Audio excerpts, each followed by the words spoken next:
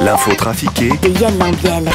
Cela fait 1 an que la reine Elisabeth nous a quittés, Stéphane Bern. Oh oui, bonjour Lausanne, c'est Bern. Oh oui, une année que mémé Lilibet s'est éteinte. Et il est vrai que le roi Charles III bien sûr, n'a pas vraiment réussi à rallumer la flamme. Autant la reine était aimée vu son grand âge, autant son fils ne représente pas plus d'intérêt pour les British qu'une jeune influenceuse botoxée aux lèvres de canard pour un prêtre. La vision de ce couple royal gériatrique donne l'image d'une monarchie vieillotte et tristounette. Tout le monde attend avec impatience l'arrivée sur le trône du prince William et de la princesse Kate, qui redonneront un coup de jeune à l'institution comme l'avaient fait en son temps la reine Elisabeth et le prince Philippe. En attendant, je vous recommande la série Windsor sur Netflix. Je ne sais pas si vous connaissez. C'est une parodie très humour british qui se moque férocement de la famille royale. Dans cette série, ils sont tous débiles, tous cons comme des huîtres, et encore, dans les huîtres, il y a parfois des perles. Ici, tout n'est que bêtises, pas si éloignées de la réalité que cela. Cette série vous fera patienter jusqu'au prochain rebondissement de Harry ou de Camilla, évidemment. Dis donc, bon, salut Valérie, qu'est-ce que tu fais à midi? Je t'invite à dîner pour fêter ça. Fais des quoi, Christian? Ça y est. J'ai pu me débarrasser de Balotelli. Mais ça me coûte une blade, mais il est plus là, il s'entraîne plus. Enfin, disons qu'il s'entraînait déjà pas beaucoup avant. Mais là, c'est officiel, j'ai plus besoin de l'amener tous les 2 jours en baromade. Je suis tellement soulagé, tu sais, c'est comme quand tu prends une aspégique et puis que la douleur, elle s'en va. Bah, c'est pareil. En tout cas, moi, je peux te dire un truc, Valérie. Je me ferai plus jamais avoir à acheter des joueurs qui sont compliqués. En tout cas, pour le prochain, je risque rien. Ah bon? Et vous avez des vues sur qui?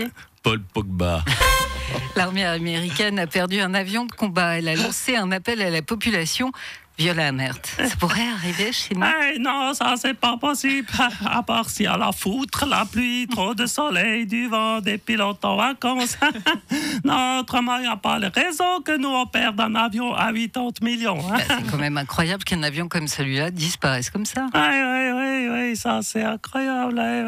Madame Amert, vous me cachez quelque chose. Non, nous on a retrouvé un avion F-35 dans un champ à Arao. On ne sait pas à qui l'être, mais peut-être c'est l'avion américain. Il a glissé jusqu'ici quand le pilote il s'est éjecté. Et vous avez contacté les autorités américaines pour leur signaler? Non.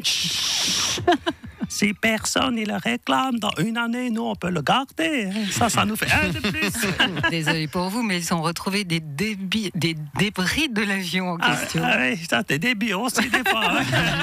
Mais alors, il vient d'où celui que nous, on a? Ici, ça se trouve, c'est déjà un qu'on avait payé, nous, et qu'on a oublié dans le champ à Arao. Marine Le Pen, vous étiez à Lampedusa il y a quelques jours. Oui, évidemment. C'est du pain béni pour moi et toute l'extrême droite européenne, effectivement. Tous ces migrants qui arrivent en masse sur l'île, les médias qui diffusent en boucle les images, ça fait peur à tout le monde. Et après, moi, j'arrive avec mes phrases toutes faites style on est envahi. Le grand remplacement a commencé. Et je m'ouvre un boulevard pour les prochaines présidentielles. C'est génial. Il est difficile de comprendre la logique des zones 30 km/h pour les piétons. Daniel Brella, vous vous êtes penché sur le sujet. Effectivement, c'est compliqué parce que dans les zones 30 km/h, on est censé pouvoir traverser partout en tant que piéton, mais on n'a pas la priorité, sauf si on traverse sur un passage piéton qui ne sont destinés que dans certaines zones, qui donc ont la priorité aux piétons sur les passages jaunes. Ces mêmes piétons qui peuvent traverser en dehors de ces mêmes passages piétons jaunes, mais sans la priorité. Vous pouvez donc traverser dans un sens sur un passage piéton et à la priorité sur les voitures et retraverser dans l'autre sens en dehors du passage piéton, mais sans priorité, sauf évidemment si la voiture est parquée. Merci Monsieur Brella pour ces précisions. Vous savez, moi si je peux simplifier les choses.